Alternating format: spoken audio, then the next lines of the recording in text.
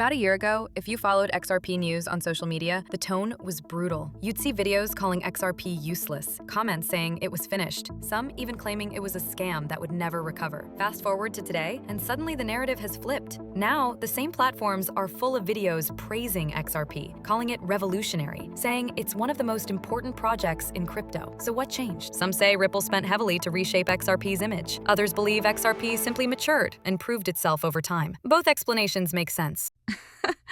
Oops, sorry. But neither gets to the heart of it. Behind this sudden shift is one decisive factor, working quietly in the background for years, a legal battle that reshaped how XRP and crypto itself is viewed. That factor is the SEC lawsuit. And if you're new to XRP, we've got you covered. Check out our previous episode, the XRP Beginner's Guide. Now, let's dive into the case that put XRP on trial.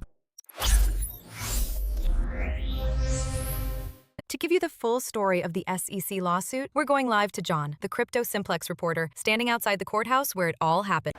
Thanks, Jessica. The XRP lawsuit started in December 2020, when the U.S. Securities and Exchange Commission, or SEC, claimed that XRP was an unregistered security. The SEC argued that XRP should have been treated like a stock, a regulated investment, rather than a cryptocurrency. Ripple, on the other hand, fought back. The company said XRP does not meet the legal definition of a security, especially when it's sold on public exchanges where buyers aren't entering any direct investment contract with Ripple itself. John, how did the court rule? In July 2023, the court delivered a split decision. XRP sold on public exchanges to retail investors was not a security, a huge win for Ripple. But Ripple's $728.9 million in direct institutional sales to hedge funds and big buyers were considered unregistered security sales. Right. So Ripple didn't win outright, but it also didn't lose completely. And the penalty fight continued, right? Exactly. The SEC initially asked for nearly $2 billion in fines, including over $876 million in disgorgement and interest, and another $876 million as civil penalties. Ripple argued there was no fraud or misconduct, and the judge agreed, rejecting the disgorgement request. Finally, in August 2025, after nearly 5 years of litigation, both Ripple and the SEC withdrew their appeals. Ripple paid a $50 million settlement, much lower than the SEC's original demand, and reclaimed $75 million that had been held in reserve. A permanent injunction also prevents Ripple from making direct institutional XRP sales in the US in the future. Thanks, John. So this landmark ruling finally gave regulatory clarity to the crypto market, distinguishing between retail and institutional crypto sales. With the legal cloud lifted, XRP can now focus fully on its mission: fast, global, low-cost payments for institutions. And that brings us to the last chapter. Who else is chasing the same goal, and how does XRP stack up against the competition?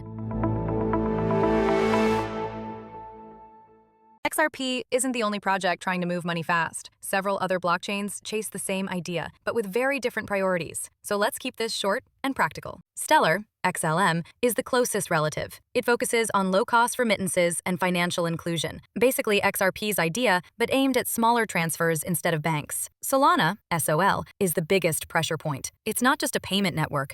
It's a full ecosystem for DeFi, NFTs, and apps, built for extreme speed and scale. If you want a deeper breakdown of Solana's strengths and weaknesses, I've already covered it in a dedicated video. You can check that out via the card above. Nano, XNO, is pure payments, instant, fee-less transfers, but with a very small ecosystem. Phantom, FTM, focuses on fast smart contracts and DeFi, settling transactions in seconds, but with less adoption. Algorand, Hedera, and Cosmos go beyond payments entirely, targeting smart contracts, enterprise apps, or blockchain interoperability rather than just moving money. So instead of asking, which one is better, the real question is, better for whom?